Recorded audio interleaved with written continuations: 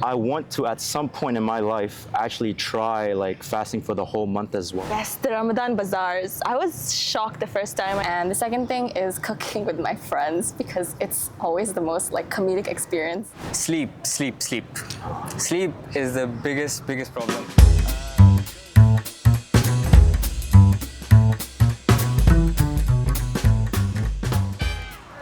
Hello everyone. As you can see here, we are in this beautiful campus of Monash University, Malaysia. Allow me to introduce myself. This is Mito, and I'll be your host for this podcast, Campus Crossroads. As we are currently in the season of Ramadan and as we approach Eid, we were curious, especially for the ones who came from overseas, on how their experience is like in Malaysia during Ramadan. Does it differ from the country that they're from? And if it does, by how much? Let's ask these questions to our fellow Muslim peers here in Monash University, Malaysia, and find out the answer. And without further ado, let's get to these questions. So tell us your name and where are you from? Hi, my name is Alina and I'm from India. I'm Iman and I'm from Pakistan. Hi, I'm Aiden and I'm from Jakarta, Indonesia. My name is Farhan Javed and I'm from Pakistan. My name is Jensen. I'm from Malaysia, originally from Penang. Nice to meet you guys. Okay, nice to meet you too. The first question for you is, what inspired you to participate in Ramadan despite being a non-Muslim? So for me, I really wanted to take on this challenge of fasting, not having water or food for extended periods of time. And I wanted to see how my body would handle it, how I would adapt and overcome in a situation like this, which is why I took on fasting for not only one day, but for a whole week. Okay, that's Yes, great. sir. That's great. Okay, Iman, the first question is, how does celebrating Ramadan in Malaysia compare to back home? I feel like most people would kind of give a comparison that it's like better back at home, but I kind of think it's like a really unique experience here versus back home, and they're both like two different experiences. And this is my my third Ramadan here. It's my third year of celebrating Ramadan here in uni. And I think each year has been like a really unique, kind of humbling and really fruitful experience. So I wouldn't compare. And I think they're like celebrating it at home and here are both really like cozy and really fun experiences. I mean, definitely, I feel like the biggest difference is definitely like, the fact that I don't have family here. So I would have to, find iftar with my friends and even find support with my friends as well. And definitely like preparing the food as well. Because I feel like one of the biggest benefits about having Ramadan in Jakarta is, being around those who love you and being around those you love as well, But I guess it's a good change because, makes me feel more independent, finding more food alone and also like, preparing food and the iftar by myself as well. I think that's the biggest difference as well. But I think on top of everything, I feel like the biggest difference culturally, I feel like there's more, I would say, iftar bazaars for those snacks, those tidbits, because in Jakarta you don't see that as often also. I feel like it can't be compared. Spending Ramadan at home with my family and spending it here with my friends is like it has its own feeling to it. It's its own unique experience, I feel. For the past 3 years, I've been spending Ramadan here with my friends, and along the way, I've learned a lot of new things. I've met a lot of new people and made really good friends along the way. So I feel that in itself, Malaysia has given me that good experience here. Every time I think about Ramadan, I always think about the memories that I have with my family. Sitting together, eating desi food, especially your mom's very own hand-cooked food. Like you don't beat that. So coming to Malaysia, you can definitely feel that the level of homesickness increases during Ramadan. The first few weeks was really tough. I kept like calling my mom, asking her what she made, even though it was detrimental to me. But I had to talk to them and connect back with them. That's sweet. That's nice. Was there anything about fasting that completely caught you off guard? I wouldn't say so because I've done it before. Like I've fasted in previous years before. But again, like I said, that was only like 1 day or 2 days back to back max. But I think what caught me a little bit off guard was how tired I would be like my energy levels, I found it was very hard to maintain throughout the week of fasting that I did. What's the biggest challenge of fasting while balancing student life? I feel like it is the lack of sleep mostly. Sleep. Sleep is the biggest problem. Classes, assignments. I would say it's when you have classes, because like I only have 2 days of classes this semester.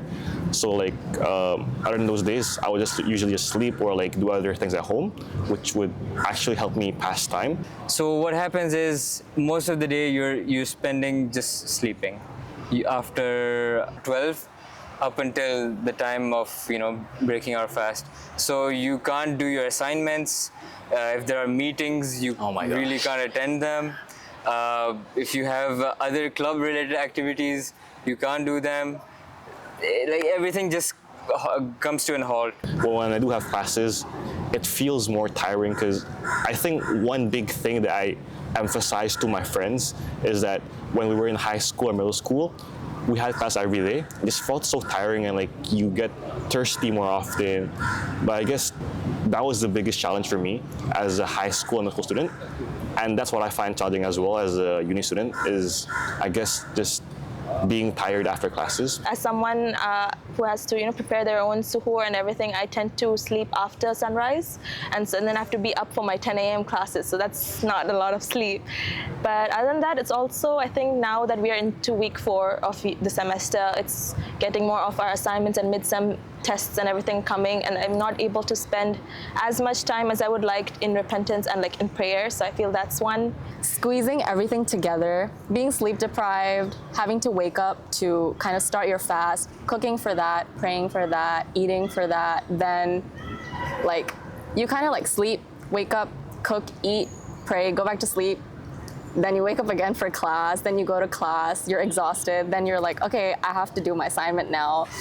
And it's kind of like my brain just starts really lagging a lot, but especially this year because Ramadan falls in like the first 4 weeks, which is when the first set of assignments like really hits you. That's the hardest part, but yeah, at least it's worth it in the end. That's true. Yeah. So the next question is, what was the hardest part of the experience? Hunger, thirst, or anything else? I think hunger is honestly the easiest to manage. Oh. I'd say thirst is definitely up there, but I think if I have to rank it from the most difficult to least, I'd say managing your energy levels is the most difficult. And then thirst, needing to drink water. And then finally, I think hunger is the easiest to like work around. So the next question, what's one thing you miss the most about Ramadan back home? The food.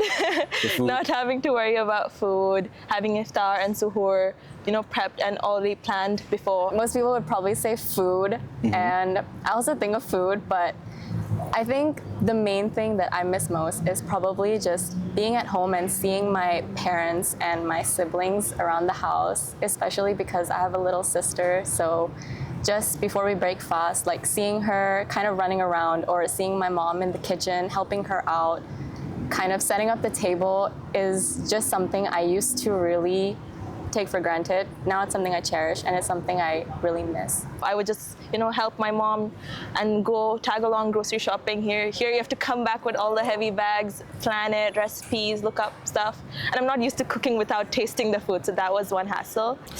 My family, and I think there's just a different vibe, in Jakarta and in Sunway, I feel like. And I do miss being around my Jakarta friends as well, being around my girlfriend as well in Jakarta. So yeah, there's that. That's what I miss the most. But I feel like to replace that here, I just try to go out as often as well. So basically, in Ramadan back home, what we used to do was after the Taraweeh, we were a group of friends, around like 7 of us. We would go immediately to have tea. We'll like have a group sitting, and do all regular boys talk. And then the best part, we would go to my friend's street, and we would set up a net, and we'd play badminton up until the dawn, like 4 a.m., which is like for around 6 hours of playing. Obviously not all the time we were playing, but yeah, most of it we would just be playing. In other terms, it's also because the vibes we had back home. Praying together, helping in the kitchen, all of us, cooking together. It was all nice. It was really, I miss it a lot. Yeah. Okay, that's sweet. Was there a moment that made you realize, wow, this is actually really special?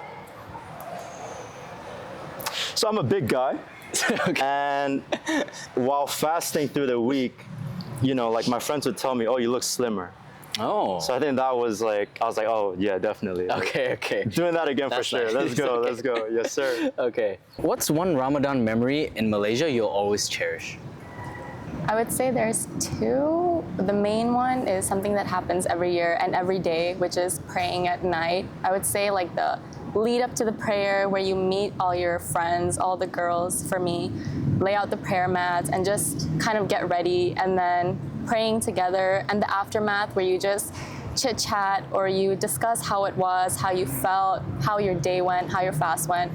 That's, I think, the first really best thing, and something that I really started to cherish a lot this year. I think it'll be our Qiyamul Layl prayers. So it's like these night prayers which come during the last 10 days of Ramadan.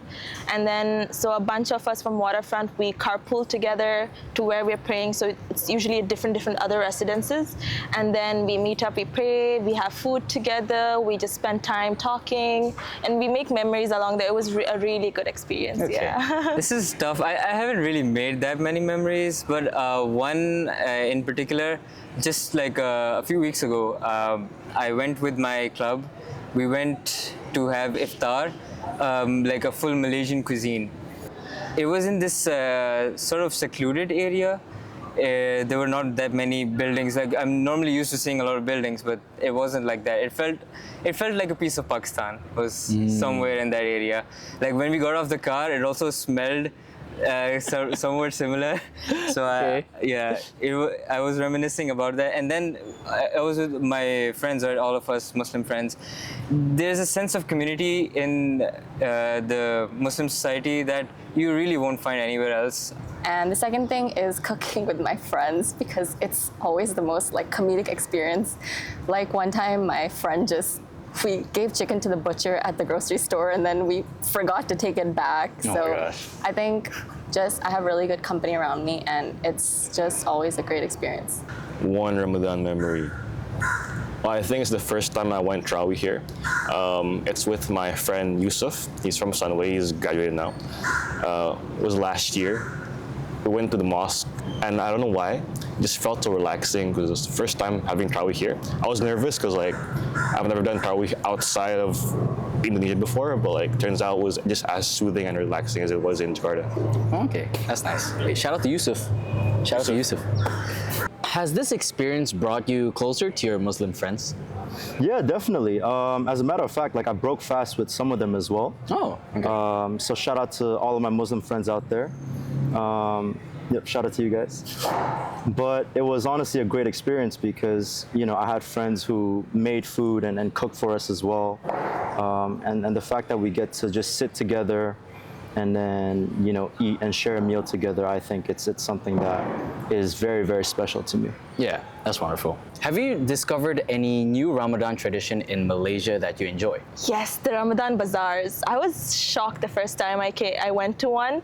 Over the last few years, I've gotten the opportunity to go to a few, and I'm always surprised at the amount of people that are there at the bazaar. I feel like the whole of Malaysia is there. But me and my friends really like the big one in Putrajaya. We took our picnic blanket with us, and we enjoyed having iftar under open skies. Yeah. Something that is definitely not normal back home is Ramadan bazaars, or celebrating or kind of breaking fast with anyone that's not your family. That's not normal for me. I would usually just break fast with my family, but here doing it with my friends, and especially going to a bazaar where you see people who are fasting. They're coming to the bazaar, they're bringing their friends who are fasting, not necessarily fasting, or with their families. I think it's something that has been a really, really fun and exciting thing for me, even though sadly I don't really like the food there. Okay. Yeah, I Okay. think bazaars are my favorite part about Ramadan. I had this interesting experience recently. I went with my other club, MUISS, and we went to this mosque after breaking our fast. We went to pray Isha, and in the lobby of the mosque, there was a buffet going on, which is a new thing. I've never seen a buffet and like a huge row of people sitting and waiting for food. This like sweets, drinks, and anyone can come in and go. I thought it was like, okay, maybe it might be for special people or people who signed up. No one said anything. Just like, come, it's all yours. Oh, wow. Yeah, so when we do Tarawih in Malaysia, in most of the suraus or the mosques, they provide food. I don't think they do it as often in Jakarta as they do here, so that's one thing I love about doing Tarawih here. Do you feel like Ramadan has changed your perspective on discipline and self-control? I think it's emphasized the importance of discipline because, I mean, we live in Malaysia. Food is everywhere. Like I think there's way too many restaurants in Malaysia, So the fact that you have to, like actually make sure that you stick to no water and no food for that set amount of time, definitely like emphasize the importance of discipline to me. Okay. So the final question for you, now that you've done it, do you think you'd try fasting again next year? Definitely. I'll definitely do it again. And I want to, at some point in my life, actually try like fasting for the whole month as well. I mean, for me, it's not for religious reasons, but it's also like the fact that I can learn to appreciate food and water more and, to have like a better relationship with my body. And of course, you mentioned discipline as well. So I would definitely try it again for sure. Okay. Well, thank you for coming today. Thank you very much. That's it for today. Thank you. I appreciate it, man. Let's go. That's it for the interview. Yeah, thank you so for much. coming. Thank Yeah. you. Thank you so much for having me. Yeah, of course. I'm Yeah. glad to see that there's like a podcast going on. Yeah, okay. Thank you. Sure. So that was it for our first episode. That was pretty interesting. We got to understand not just the Muslim culture here in Malaysia, but also all around the world as well. We also found out that a lot of them, or almost all of them, had one thing in common that they missed: family. We got to understand that family plays an extremely important role during Ramadan, and it really shows the beautiful culture of Islam. Despite coming from different corners of the world, it's really amazing to see how a shared faith brings students together, creating a close-knit community that feels like home no matter where they are. Till next time, see you in the next episode. If you spot us, let's swap stories. Bye-bye.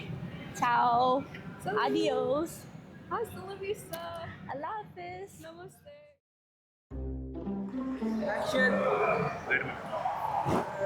What are we gonna talk about?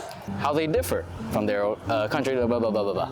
You know, I kept saying it wrong for the longest time. I said MUISS. Oh, is that outro? Yeah, Is my mic even on? Yes. it's on. Do I have a mic? Yeah, you have. Where? Oh. Wait, I wasn't ready at all. That was pretty interesting. You Honestly, I'm so hungry. during Ramadan. On her spam, it's like that. It's really amazing to. Really amazing. It's amazing. Our cameraman, our second cameraman. That's our first cameraman. Shout out teacher for the work. You know what I want? What? Cold water. To someone. I'll get you Taubin. That was pretty interesting. We got to understand not just the. Or just throw me in the pool. Sweating, honestly. Oh my god. Let's go jump in the pool. Let's go. See you in the next episode. If you swallow. Campus conversation. Campus conversation. I don't know. What's the last? The last sentence is so hard. Let's swap stories.